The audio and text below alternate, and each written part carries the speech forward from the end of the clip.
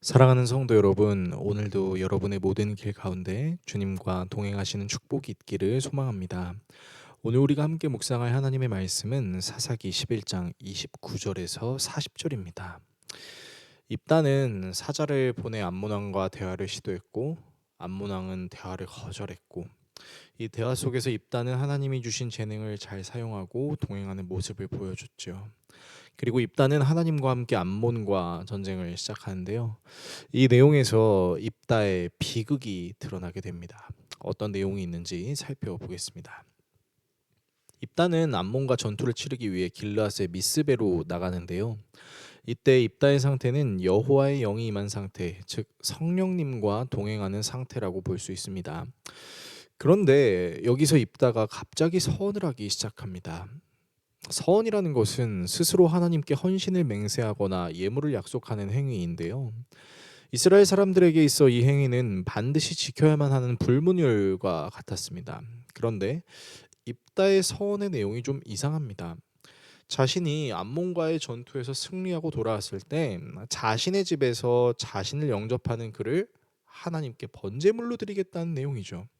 사실 인신제사는 하나님께서 매우 역겨워하시고 가증스러워하시는 이방신의 제사 방법이었기 때문에 하나님은 레위기와 신명기를 통해 이스라엘에게 절대로 이런 제사를 드리지 말라고 하셨어요. 그렇다면 입단은 왜 이런 방식의 제사를 하나님께 드리겠다고 서원한 것일까요? 먼저 31절에 내 집 문이라는 표현을 봅시다. 여기서 입다가 내 집 문이라고 말하는 장소는 입다가 원래 살았던 길르앗의 미스바였을까요? 아니면 어렸을 적 가족들에게 쫓겨나고 불황자의 리더로 살게 되었던 돕 땅일까요? 놀랍게도 입다가 말하고 있는 이 장소는 불황자들과 살았던 돕 땅이 아닌 원래 자신이 있었던 길르앗의 미스바였습니다.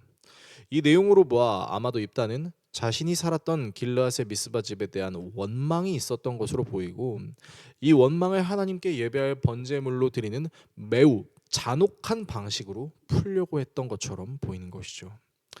게다가 놀라운 것은 분명 입다는 이스라엘의 역사도 알고 있었고 하나님을 믿는 믿음도 있었습니다. 그리고 그는 길르앗에서 쫓겨나 이방인들이 거주하는 돕 땅을 살면서 이방신들의 제사 방법에 노출된 것이죠. 그렇습니다. 입다는 하나님만을 잘 섬긴 것이 아니라 이방신의 제사 방식, 즉 이방인들이 그들 자신의 신을 섬기는 방식을 통해 소원을 이루려고 했던 종교적 행위 또한 염두에 두고 있었던 것이죠. 그리고 하나님께서는 정말로 이스라엘 군대에게 대승을 안겨주십니다. 무려 20개의 성읍을 무찌르며 암몬 군대를 초토화시킵니다. 그리고 입다는 자신이 거주하고 있던 돕 땅의 집이 아닌 원래의 고향 미스바를 향해 갑니다. 아마 그의 마음속에는 이제 자신의 집에서 나올 사람을 제사로 드릴 생각을 하고 있었을 것입니다. 그리고 미스바의 자기 집에서 자신을 영접한 사람은 다름 아닌 자신의 무남 동료 외동딸이었습니다. 입다는 옷을 찢으며 극한의 슬픔을 드러냅니다. 그리고는 자신의 딸에게 자신을 참담하고 괴롭게 하는 존재라고 서원을 해버렸으니까 돌이킬 수 없다라는 식으로 말해버립니다. 입다의 이 말이 과연 옳은 말이라고 할 수 있을까요? 사실 하나님은 입다에게 인신제사를 요구하신 적이 없으셨습니다. 그리고 무엇보다 인신제사는 하나님이 싫어하시는 것을 넘어 가증스럽고 역겹게 여기시는 방식이었죠. 그런 하나님께 자기 멋대로 서원을 한 것도 모자라서 자신의 딸에게 왜 나를 참담하게 하냐, 왜 나를 괴롭게 하냐, 어쩔 수 없다, 서원을 돌이킬 수 없다. 지금 입다가 이렇게 이야기하는 게 맞습니까? 더 놀라운 것은 딸의 반응이에요. 딸은 아버지가 하나님께 서원한 대로 하라고 말합니다. 지금 딸이 이럴 때가 아닌데 아빠 당장 하나님께 회개 기도를 해서 저를 살려주세요라고 얘기해야 되는 거 아닙니까? 그런데 입다의 딸은 마치 입다에게 가스라이팅이라도 당한 마냥 자신이 번제물이 되는 것을 받아들입니다. 결국 입다의 딸은 2달 동안 자신의 여자친구들과 함께 산으로 가서 남자와 결혼하지도 못하고 죽어야 하는 처지를 애곡하고는 정말로 번제물이 되어버리죠.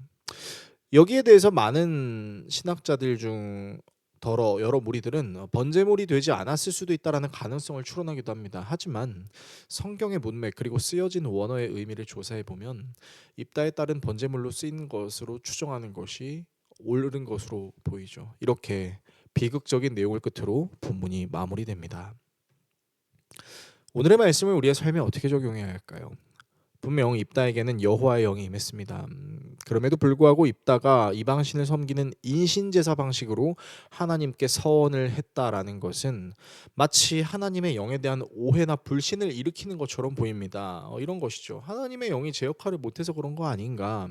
하나님의 영의 능력이 좀 부족해서 그런 것이 아닌가라는 것이죠. 하지만 우리는 성경의 수많은 인물들을 통해 여호와의 영이 임했던 인물들조차도 넘어지는 일들을 경험했다라는 것을 기억해야 합니다. 여호와의 영이 임했어도 이후에 자신이 주인이 되는 일들을 보여줬다라는 것이죠.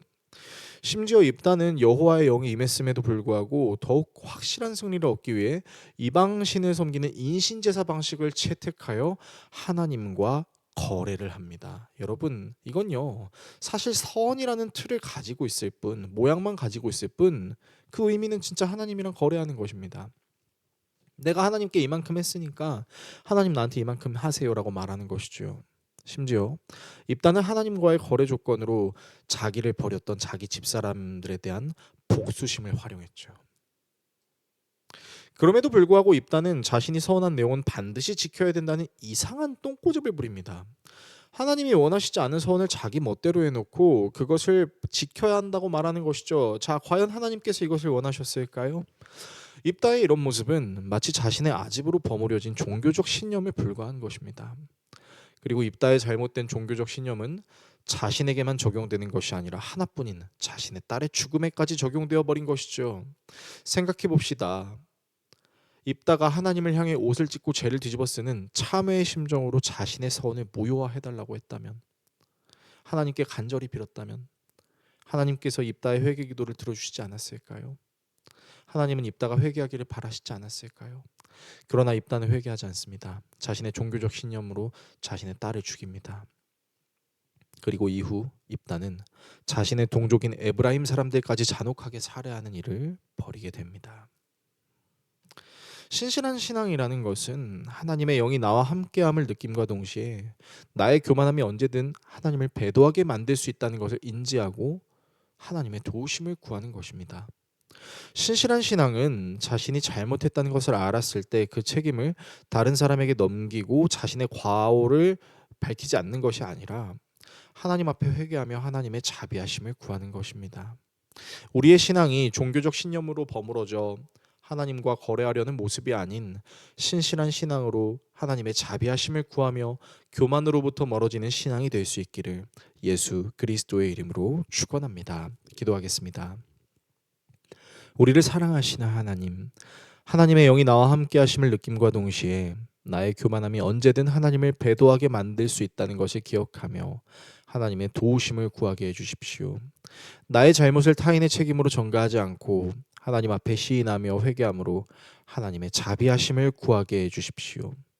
나의 신앙이 종교적 신념으로 버무러져 하나님과 거래하려는 모습이 아닌 하나님의 뜻을 구함으로 하나님의 말씀에 순종하는 삶이 되게 하여 주십시오. 예수 그리스도의 이름으로 기도합니다. 아멘.